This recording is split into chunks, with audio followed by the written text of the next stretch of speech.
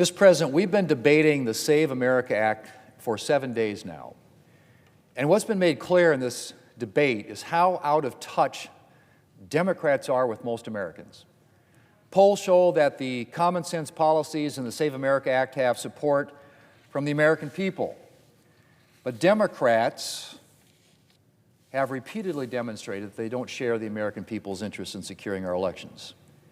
And despite Americans' concerns, Democrats continue to embrace transgender ideology that allows men to compete in women's sports and children to undergo irreversible, life-altering gender transition procedures.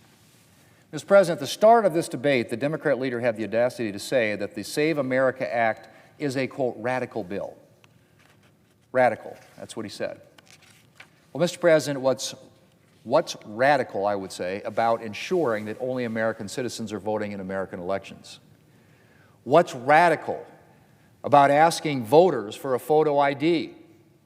And Mr. President, I don't know what world Democrats are living in where keeping biological men out of women's sports is a radical proposition. What's radical is men lining up alongside women at the starting line and winning medals and trophies meant for women. What's radical is telling female athletes that they have to share a locker room with a biological male.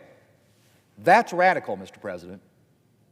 And perhaps what's most radical about Democrats' position is that they seem to have no problem with gender transition procedures for minors. Democrats are more than happy to let transgender ideology reign, even when there's little to no evidence to support gender transition procedures for minors and increasing amounts of scientific evidence about the harms of these procedures for children. But Democrats ignore the science. They ignore the fact that multiple European nations that have looked at the science have reined in gender transition procedures for minors.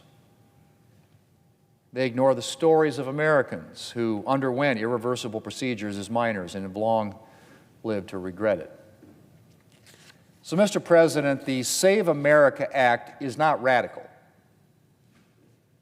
Radically common sense, maybe. So common sense, in fact, that only congressional Democrats could oppose it.